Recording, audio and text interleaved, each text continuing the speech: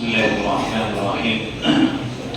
ماشاءاللہ قابل مبارکباد ہے آپ لوگ کہ آج آپ کی تراویح کی نماز میں قرآن کریم مکمل ہوا اور حضرت مولانا نوشاد صاحب نے آپ کو تراویح کی نماز میں قرآن کریم سنایا اور آپ نے سنا۔ قرآن کریم اللہ تعالیٰ کی بڑی عظمت والی بڑی بابرکت کتاب ہے اور رمضان مبارک کے ساتھ میں قرآن کو خاص مناسبت ہے۔ اللہ نے کہا شہر رمضان الذی انزل فیہ القرآن ھدی للناس وبینات من الھدی والفرقان، کہ ہم نے رمضان مبارک کے مہینے میں قرآن کریم کو نازل کیا۔ تو اسی سے آپ اندازہ لگا سکتے ہیں کہ رمضان مبارک کا مہینہ بھی کتنی اہمیت کا حامل ہے۔ پھر اللہ تبارک و تعالیٰ نے جو کتاب نازل کی قرآن کریم وہ بھی کس قدر اہمیت کا حامل ہے۔ جن لوگوں نے قرآن کریم کو سمجھا، قرآن کریم کے اندر غور و فکر کیا، تدبر کیا، اور جن لوگوں نے قرآن کریم کے احکامات پر عمل کیا، اللہ تعالیٰ نے ان کو تحت الثری سے نکال کر اوج ثریا پر پہنچا دیا۔ ذلت و پستی سے نکال کر اللہ تعالیٰ نے عزت کی چوٹیوں پر ان کو پہنچا دیا۔ صحابہ کرام رضوان اللہ علیہم اجمعین کی زندہ مثال ہمارے سامنے موجود ہے کہ کیسے ان لوگوں کو اللہ تبارک و تعالیٰ نے غیر مذلت سے نکال کر اللہ تعالیٰ نے اوج ثریا پر پہنچایا تھا۔ آج ہم نے قرآن کریم کو واقعتاً اللہ کی کتاب سمجھ کر جس ادب اہتمام کے ساتھ پڑھنا اور سننا چاہیے تھا، آج مسلمانوں کے پاس وہ ادب اور احترام نہیں رہا۔ حالانکہ اللہ تعالیٰ نے قرآن کریم کے ادب اور احترام کو بھی قرآن میں بیان کیا۔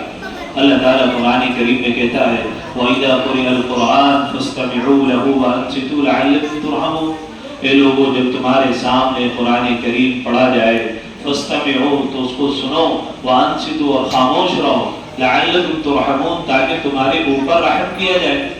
اللہ کا پاک کلام جس کو اللہ تعالیٰ نے سننے کا حکم دیا، خاموشی کے ساتھ توجہ کے ساتھ میں سننے کا حکم دیا، اور پھر اللہ تبارک و تعالیٰ نے اس کے اوپر ملنے والے ثمرات کو بھی قرآن میں بیان کیا کہ لعلکم ترحمون، تمہارے اوپر رحم کیا جائے گا اگر تم اللہ کی کتاب کو پڑھو گے، اللہ کی کتاب کو توجہ کے ساتھ میں سنو گے اور خاموشی کے ساتھ میں اس کو سنو گے تو تمہارے اوپر رحم کیا جائے گا۔ آپ پورے سال چاہیں کہ قرآن کریم کسی اپنی اولاد سے سن لیں، یا آپ چاہیں اپنی بیوی سے سن لیں، یا آپ چاہیں اپنے بھائی سے پورا قرآن اس اہتمام کے ساتھ میں سن لیں، آپ کو ایسا موقع میسر نہیں آئے گا۔ لیکن رمضان المبارک کے مہینے میں یہ موقع ہم سب کو مل جاتا ہے کہ اللہ تبارک و تعالیٰ تراویح کی نماز میں قرآن کریم سننے کا موقع عطا فرما دیتے ہیں۔ لیکن قرآن کریم جس انداز سے ہمیں سننا چاہیے تھا، جس انداز سے ہمیں اس کا ادب کے ساتھ میں سننا چاہیے تھا، ایسا آج کل یہ دیکھنے میں آ رہا ہے کہ مسلمان اس قدر لاابالی پن کا شکار ہو چکا ہے، مسلمان اس قدر لاشعوری کے ساتھ میں زندگی گزار رہا ہے، قرآن سے اس قدر غفلت اور اس قدر لاپرواہی ہو چکی ہے کہ تراویح کی نماز میں بھی آج کل قرآن کو جس ادب اور احترام سے سننا چاہیے تھا ایسے سننے والے خال خال لوگ نظر آتے ہیں۔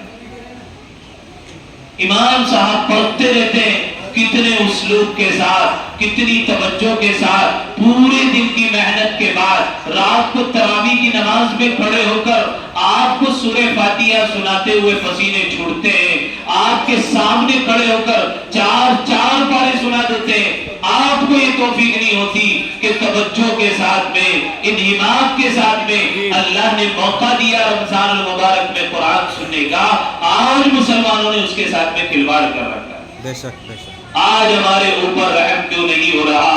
آج اللہ تعالیٰ کی رحمتیں ہمارے اوپر کیوں نچھاور نہیں ہو رہی؟ آج ہم قعر مذلت میں کیوں پڑے ہوئے ہیں؟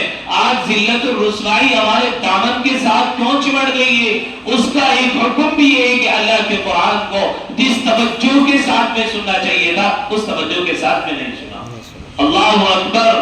جن لوگوں نے قرآن کریم کو توجہ سے سنا اور توجہ سے سنایا، دل کی دنیا بدل جایا کرتی تھی، بدن کے اوپر لرزہ طاری ہو جایا کرتا تھا، بدن کے اوپر کبھی طاری ہو جایا کرتی تھی، اور آنکھوں سے قرآن کے احکامات کو سن کر آنکھوں سے آنسو روا دما ہو جایا کرتے تھے۔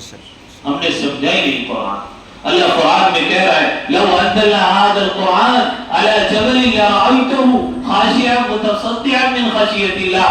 اگر ہم اس قرآن کریم کو کسی پہاڑ کے اوپر نازل کر دیتے تو وہ پہاڑ بھی اللہ کے خوف اور خشیت سے اور اس کلام اللہ کے بوجھ کی وجہ سے ریزہ ریزہ ہو جاتا. یہ اللہ کا کلام. وَتِلْكَ الْأَمْثَالُ نَضْرِبُهَا لِلنَّاسِ لَعَلَّهُمْ يَتَفَكَّرُونَ. لیکن اللہ تعالیٰ نے انسان کے اوپر اس کلام کو اتارا لَعَلَّهُمْ يَتَفَكَّرُونَ تاکہ اس قرآن پہ غور و فکر کرے. آج ہمیں موقع نہیں. اللہ اکبر.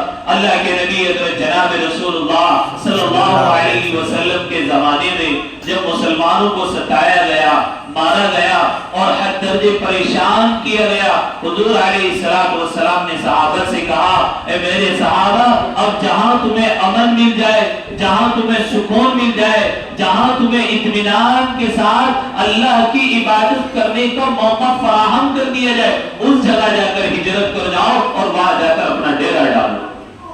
اور پھر حضور علیہ السلام نے رہنمائی بھی فرما دی کہ جاؤ قریب ملک میں حبشہ کے اندر ایک بادشاہ ہے جس کا نام نجاشی ہے, وہ دین عیسوی کو مانتا ہے, حضرت عیسیٰ علیہ السلام کی شریعت کا پیروکار ہے, اس کے ملک میں چلے جائیے اور وہاں پر جا کر اپنی زندگی کو بسر کر لیجیے.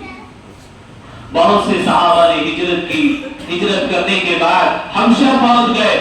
مکہ کے لوگوں نے پروپیگنڈا بنایا اور ایک جملہ کہا, ہمارے ملک کے بھگوڑے تمہارے ملک میں آ گئے ہیں, آپ ان بھگوڑے لوگوں کو ہمارے ساتھ میں کر دیجیے.